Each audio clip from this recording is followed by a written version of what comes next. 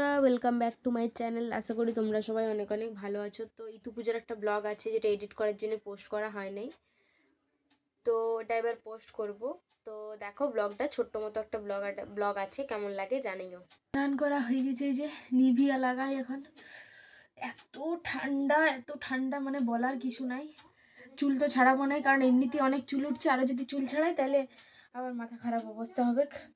তো চলো দেখো কি করি। এরপর আপাতত টাটা। এত ঠান্ডা লাগছে, আমি কথা বলতে পারছি না ভালো করে। এত ঠান্ডা কিছু বলার নেই। স্নান করা হয়ে গেছে আমার, আর এই যে একটু নিভিয়াটা লাগাই, এত ঠান্ডা লাগছে, মানে স্নান করে পরে কথা বলতে পারছি না ভালো করে আমি। তো চলো রেডি হয়, এমনিতেই পূজা শুরু হয়ে গিয়েছে।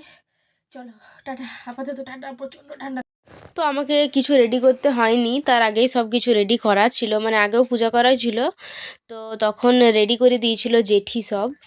তো আমি শুধু ভিডিও করলাম প্রথমে, তারপরে পূজা করলাম। তো যেসব লাগে সেই সব জিনিসগুলো দিয়েই পূজা করছিলাম। এই ফুলগুলো সব কিন্তু আমাদের গাছের ফুল, অনেক ফুল ধরেছিল আমাদের, তো সেই গাছের ফুলগুলাই আমরা দিয়ে পূজা করেছিলাম। প্রতি বছর ফুল পাওয়া যায় না, তখন ওই গাঁদা ফুলের মালা কিনে আনা হয়, আর ওই মালা দিয়ে পূজা করা হয়। তো দেখো ভিডিওটা কেমন লাগে। আর আমাদের এই যে ঠাকুরগুলো চেঞ্জ করা হয়েছে প্লেস, প্রথমে আলাদা আলাদা সাজানো ছিল, তারপরে ঠাকুরটা অন্য অন্য করে রাখা হয়েছে। কালী মায়ের ঠাকুরটা যেমন নিচে ছিল, ওইটা একটু উপরে করে রাখা হয়েছে। তো তারপরে আমি বসে গেলাম পূজা করতে। আমি জানি না কেমন করে মোটামুটি জেঠির সাথেই আমি প্রতি বছর করি পূজা, কিন্তু এইবারে জেঠি তার পরের দিন পূজা করেছিল, আর তার আগে কাকিমা করেছিল পূজা। তো আমি তখন, আমার একটু দেরি হয়েছিল স্নান করতে, ওই জন্য আমি একাই যেমন পেরেছি তেমনি করেছি। কেউ আবার কী বলবে আমি জানি না। তো দেখো ভিডিওটা।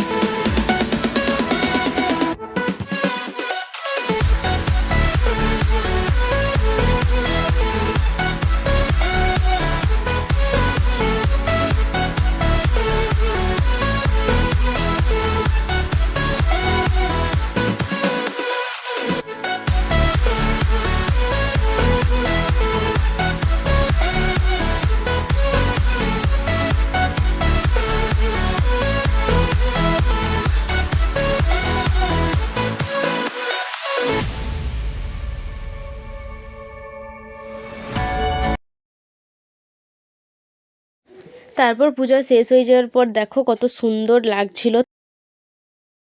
কমপ্লিট। নিচে একটু ধূপ দেখাই দিই, তাহলে হয়ে যাবে। একটু ধূপ দেখাইলি নিচে, তাহলে হয়ে যাবে। তারপরে কিছু খাবো। 11:30 বাজে গেছে অলরেডি। তারপর আমি পুরা পানি ফল খাইয়েছিলাম অনেকগুলো প্রসাদ খাওয়ার পর। আর এই যে চুল ছাড়াচ্ছিলাম, চুলের অবস্থা আমার এমনিতে খারাপ হয়ে গেছে। আগে আমার এত চুল পড়তো না যতটা এখন পড়ে। তো দেখো আমার চুলটা কেমন জট জট হয়ে আছে।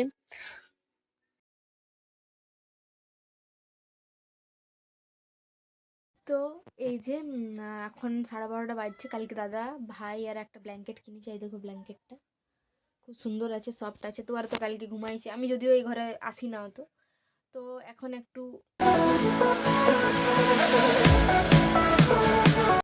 পড়বো তখন একটুখানি, তাছাড়া না পড়লে তো ব্যাগ চলে আসবে এমনিতেই। তো আপাতত চলো একটু পড়াশোনা করবো পরে, এখন না, এখন ঘুমাবো, আগে ঘুম, তারপরে চলো দেখা যাক কি কি করি। তারপর সন্ধ্যাবেলায় এই যে একটু ফ্রুট কেক খাচ্ছিলাম। ফ্রুট কেক আমার এমনিতেই অনেক ভালো লাগে। আর বিঙ্গো নিয়ে এসেছি, সন্ধ্যাবেলা হয়ে গিয়েছে, কিছু তো খাইতে হবে। আপাতত দুটো খাই, একটুক্ষণ আগে একটু কেক খাইছিলাম। তো তারপরের দিন আরেকদিন পূজা হয়েছিল। পূজা হয়ে যাওয়ার পর তারপরের দিন, মানে পূজা হলো তারপরের দিন ভোরের বেলায় 3টার সময় বিসর্জন হয়।